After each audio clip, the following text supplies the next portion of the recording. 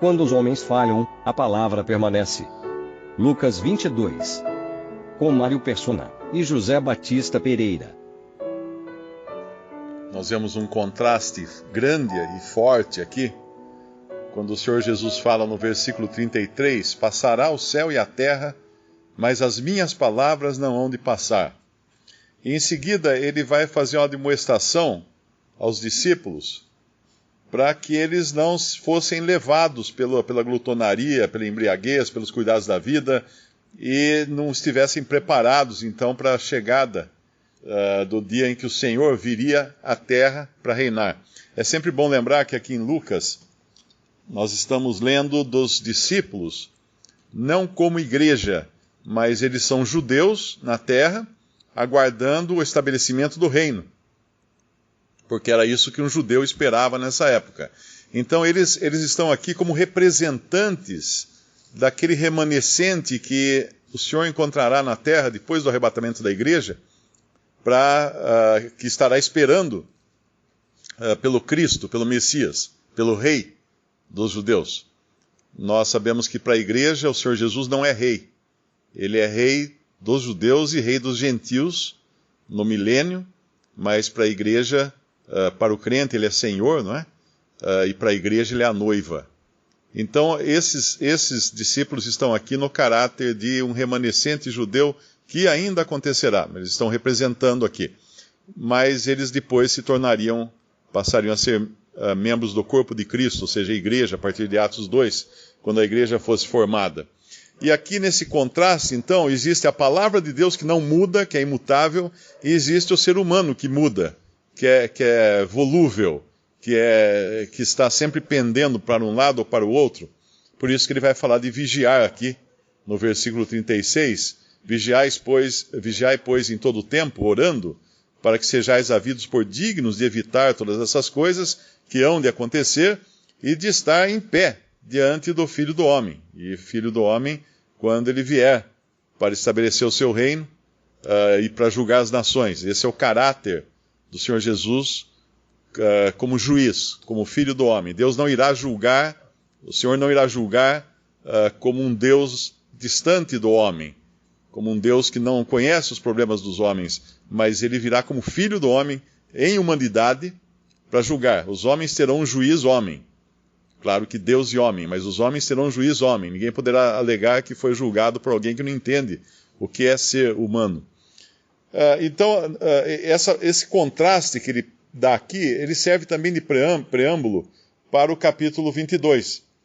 Porque no capítulo 22, nós vamos encontrar a derrocada de todos esses discípulos. Esses mesmos que são ali exortados no capítulo 21 a se manterem firmes, aguardando o Senhor, não se entregarem à embriaguez, à dissolução, à cobiça e coisas assim, eles vão agora fazer tudo isso no capítulo 22. A palavra permanece a mesma, firme, eternamente, não muda, mas o homem muda. O homem é volúvel, o homem é instável.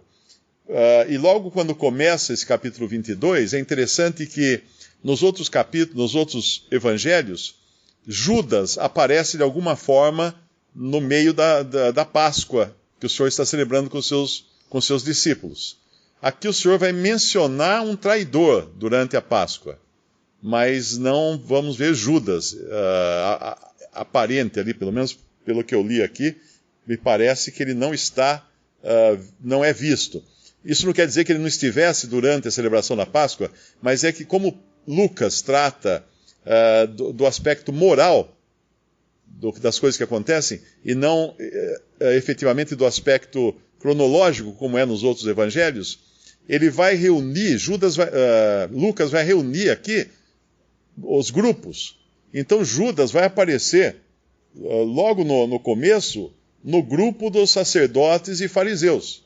É como se estivesse aqui compondo os diferentes grupos para esse grande evento que será a morte do Senhor na cruz, e esses grupos são então reunidos aqui antes de que isso aconteça. Então nos primeiros versículos, os principais dos sacerdotes e os escribas andavam procurando como matariam, porque temiam o povo. Então eles tinham que encontrar o Senhor num momento em que ele estivesse longe da multidão. E quem saberia melhor dizer que momento era esse era Judas. Alguém podia dizer assim, puxa, mas como que eles precisavam pagar para Judas poder traí-lo? Será que eles não podiam pegá-lo em qualquer momento? Não, porque primeiro ele estava sempre cercado de multidões que o apertavam, onde ele fosse. Nós temos um evento em que ele estava na beira do mar, ele precisou subir num barco para poder pregar, porque era impossível ele conseguir ficar na beira da praia. E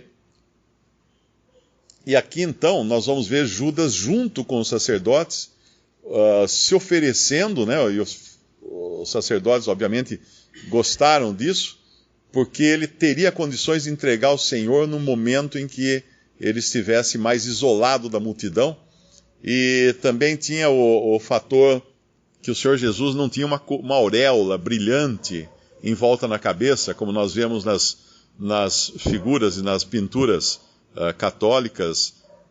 Não emitia luz assim à noite, não era um ser como se fosse fluorescente. Ele era um homem tão comum, tão parecido com os outros discípulos, que era preciso que alguém apontasse ele à noite, para que ele soubesse quem era a pessoa, para não prender a pessoa errada. E entrou Satanás, no versículo 3, em Judas, que tinha por sobrenome Iscariotes, o qual era do número dos 12. E foi e falou com os principais dos sacerdotes e com os capitães de como lhe o entregaria, os quais se alegraram e convieram em lhe dar dinheiro. E ele concordou e buscava oportunidade para lhe entregar, sem alvoroço. Então era isso aqui que era a especialidade de Judas. O know-how dele era encontrar um momento e um lugar para que ele pudesse indicar quem era Jesus sem alvoroço e eles pudessem prendê-lo. Aí vem então a festa dos pães asmos, que é a Páscoa, ele vai falar no versículo 7, e então o Senhor vai mandar os seus discípulos para preparar a Páscoa. Essa passagem também é cheia de significado, porque é uma lição para nós também, quando nós pensamos na ceia do Senhor. Apenas complementando o pensamento do que eu disse, que aqui será a derrota de todos os discípulos, de uma maneira ou de outra, nós vamos ver que eles vão mais adiante, apenas pular essa parte aqui, que eu acho que é importante tratar dela separada, que é a parte da preparação da Páscoa, que dará depois na sua continuidade a ceia do Senhor. Além de Judas, que vai ser aqui, vai traí-lo, portanto um aqui já entrou pelo caminho da derrota. No versículo 23, começaram a perguntar entre si qual deles seria o que havia de fazer isso, e houve também entre eles contenda sobre qual deles parecia ser o maior. Então, de repente, eles estão fazendo tudo o contrário àquilo que o Senhor falou no capítulo 21. Eles estão agora buscando uma posição. Judas buscava o dinheiro. O amor de Judas estava no dinheiro. O amor desses outros está na posição. Eles são seres humanos, então eles também estão errando aqui, como qualquer um. E aí o Senhor vai falar para eles que seja, não sereis vós assim, antes o maior entre vós seja como o menor, e quem governa como o que serve. Pois qual é o maior, quem está à mesa ou quem serve? Porventura não é quem está à mesa, eu, porém, entre vós sou como aquele que serve. Essa semana um jovem me escreveu perguntando, ele falou, eu quero ser um grande apóstolo, como é que eu faço para ser um grande apóstolo? Eu li a Bíblia inteira já, ele falou. Eu respondi, falei, olha, se você leu a Bíblia inteira e não entendeu isso, então você não entendeu nada.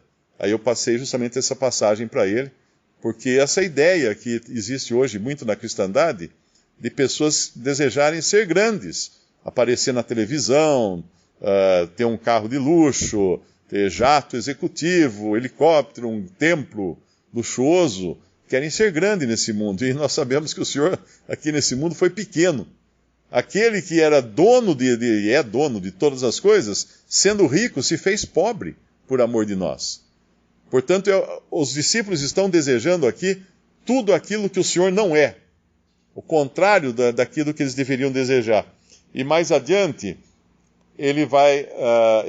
nós vamos ver o desastre aqui também com Simão Pedro. No versículo 31, eis que Satanás os pediu para você andar como trigo, E Simão, ao invés de falar assim, puxa, Senhor, então me ajuda a não acontecer isso. Ele fala, não, eu não, imagina. Eu estou pronto a ir contigo até a prisão e a morte. Versículo 33. Então, mais um aqui que é derrotado pela sua própria carne. E mais adiante, mais uma vez, Simão vai dar uma nota fora, quando o Senhor fala, eu entendo assim, no sentido figurado, quando ele fala de vender a capa e comprar uma espada. Agora aquele que tiver bolsa, tome-a, como também o alforje. O que não tem espada, venda a sua veste e compre-a. Eu creio que era no sentido figurado, mas Pedro imediatamente fala, tem duas aqui.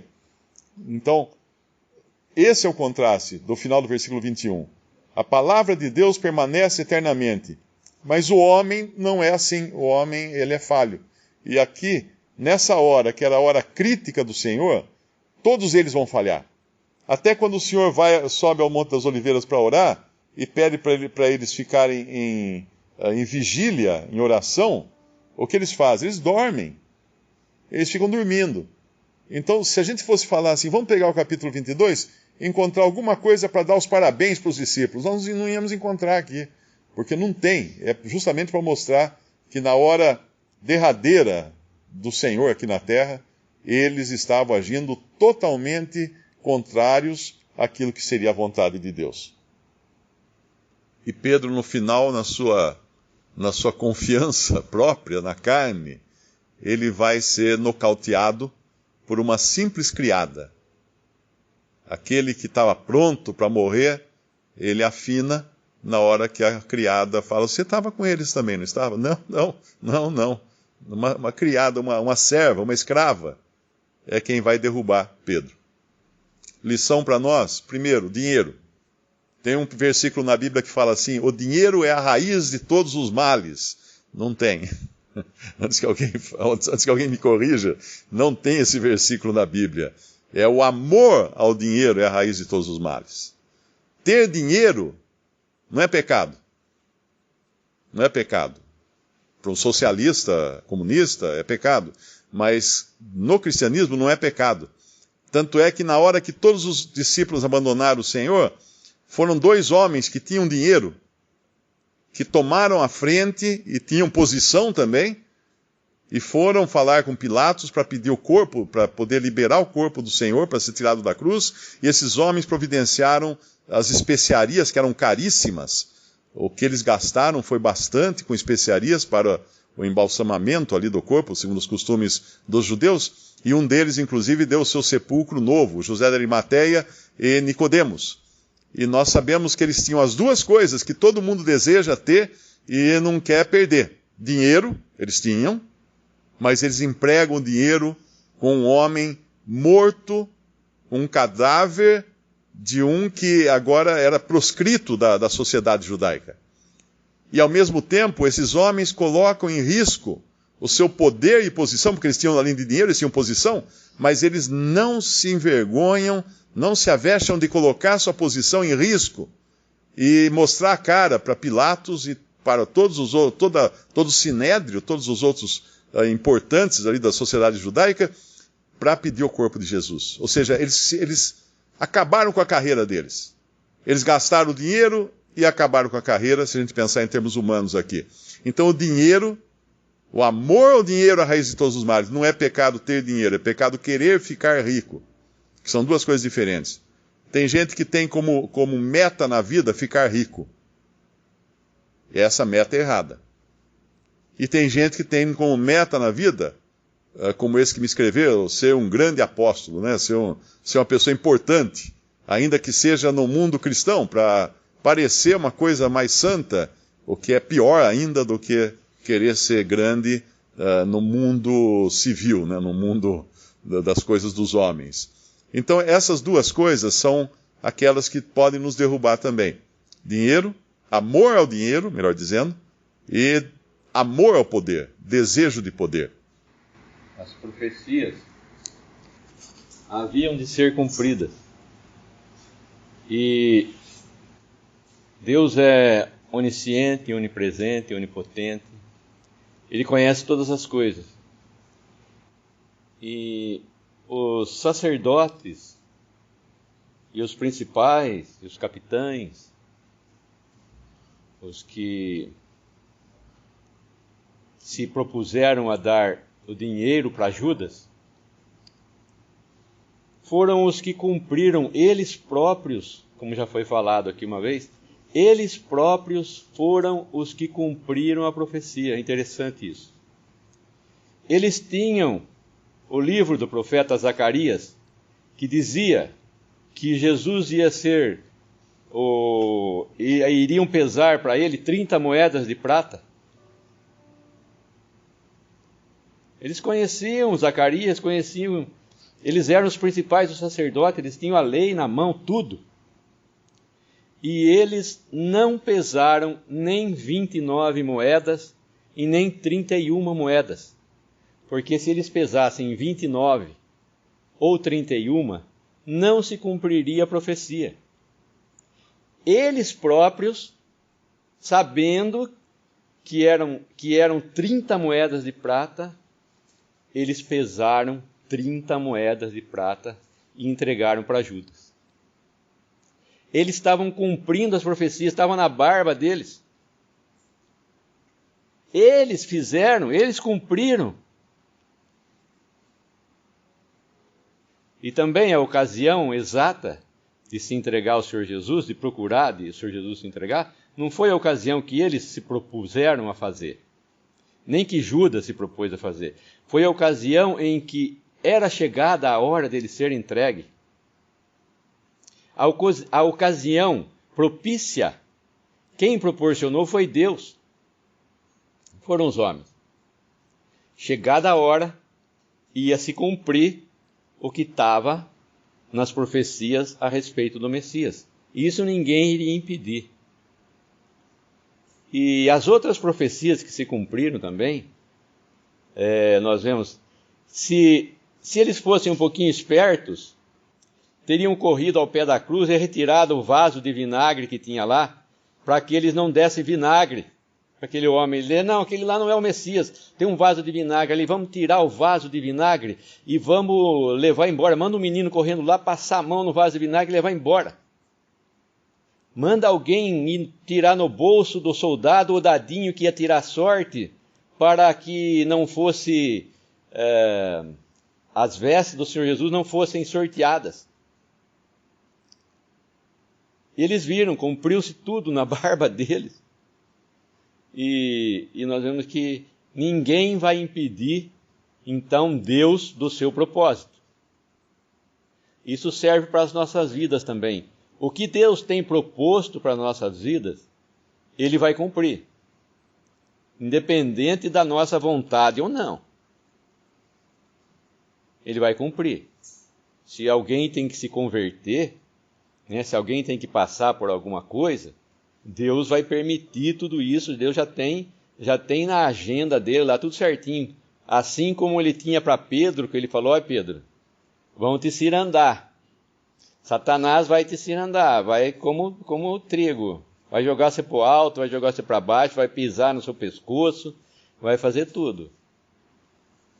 E interessante nessa passagem de Pedro também, nessa passagem, que fala também que quando o Senhor Jesus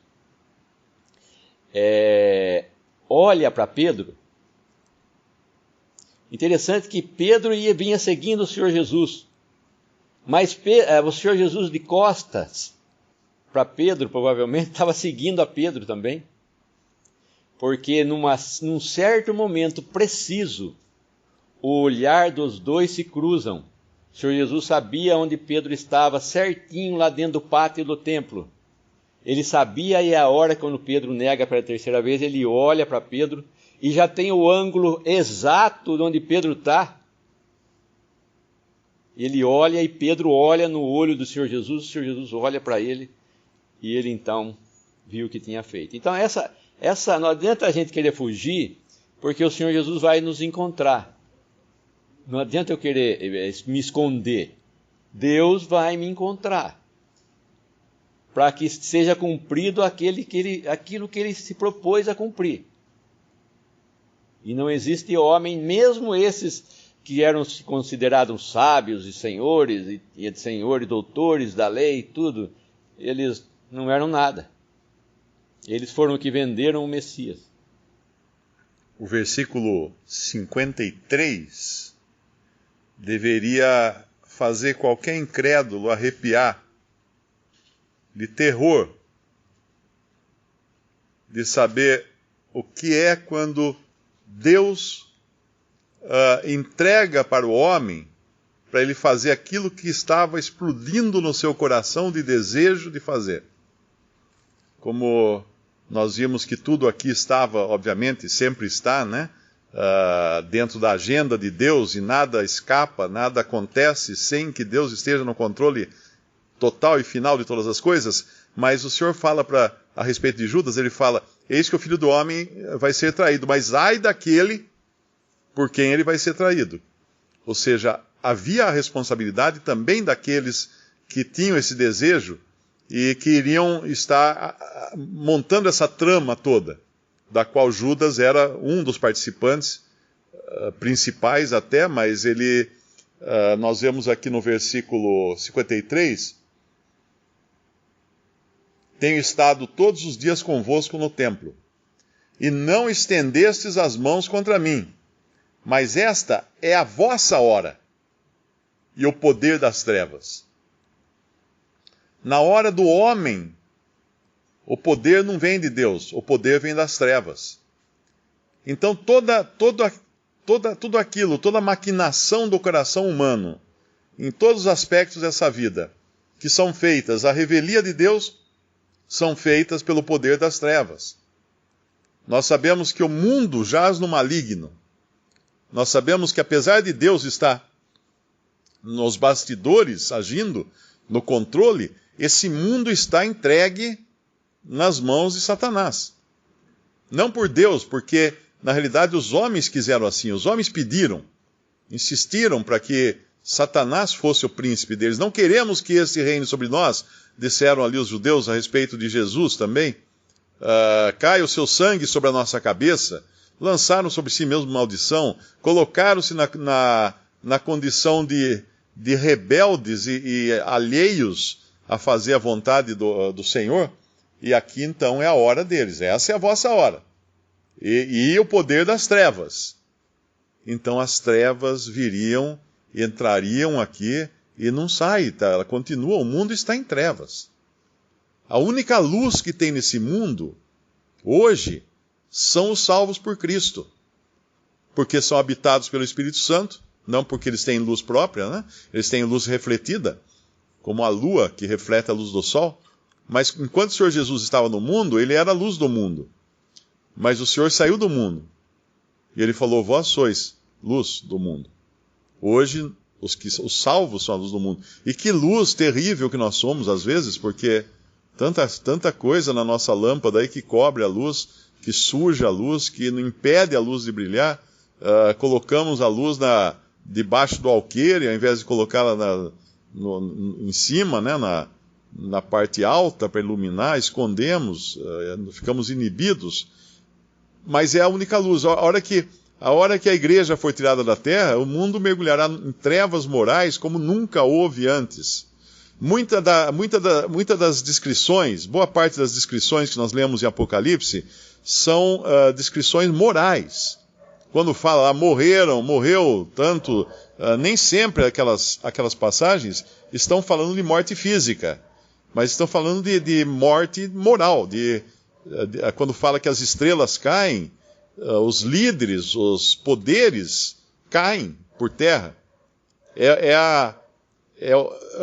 Aqueles filmes que passam de fim de mundo, com todas aquelas convulsões, incêndios e guerras e tudo, certamente terá muita coisa disso, mas a pior parte de tudo é o declínio moral, a anarquia, os homens se colocando debaixo de uma autoridade que é o próprio diabo. E aí oficialmente, não mais de forma velada, né? Não entendendo que eles estão andando segundo a vontade da carne, do mundo e de Satanás, mas aí se colocando mesmo debaixo dessa autoridade satânica. Então o poder das trevas entrou, começou a agir, e está agindo. Um irmão uma vez falou uma coisa que é bastante pesada, né? Ele disse que ao lado de cada governante deste mundo tem um demônio.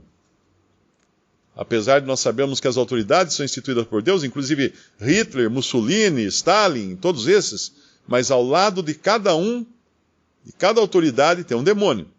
Porque num momento ou outro, esse demônio vai soprar alguma sugestão no ouvido da autoridade.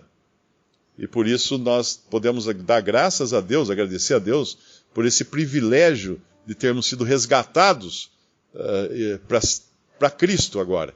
Estarmos aqui de passagem. E quando um cristão não entende isso, aí ele vai se meter em política, ele vai se meter em querer mudar o mundo, ele vai achar que pintando o Titanic ele vai fazer uma quilometragem maior. Não é, ele já bateu no iceberg o Titanic. Ele só está afundando. E o final é realmente afundar de vez. Amanhã, quando nós estivermos partindo o pão, seria bom lembrar que a instituição da ceia do Senhor foi dada em meio a esse contexto aqui. Quando tudo desmoronava, os homens traíam o Senhor Jesus, os próprios discípulos fugiam dele, ninguém ficava ao lado dele. Foi nesse contexto que o Senhor instituiu aquela coisa que é a mais preciosa, é a ordenança mais importante que nós temos para cumprir enquanto estamos aqui na Terra. Tem duas ordenanças apenas para o cristão. Uma que ele celebra uma vez só, que ele faz uma vez só, que é o batismo, e a outra que é feita no dia do Senhor, que é a cada primeiro dia da semana. E essa ordenança que foi solicitada depois, nós sabemos que a ceia propriamente dita do cristão é aquela revelada a Paulo, que ele não recebeu dos outros discípulos. Mas essa que foi instituída aqui, ela vai durar depois também. Porque aquela que foi dada a Paulo em 1 Coríntios, Paulo fala, até que eu venha. O Senhor fala para Paulo, até que eu venha. Então ela tem uma data de validade. Ela termina a celebração quando o Senhor vier. Mas eu acredito que essa aqui não, porque eu acredito que os discípulos, durante o período após o arrebatamento da igreja, aqueles que vão se converter, os judeus, eles vão se lembrar disso aqui, porque isso foi feito, foi instituído na presença dos apóstolos, quando eles ainda eram judeus representando o remanescente judeu que virá depois do arrebatamento. Então, essa não tem a data de expirar, como tem a ceia do Senhor para a igreja, para a celebração da igreja.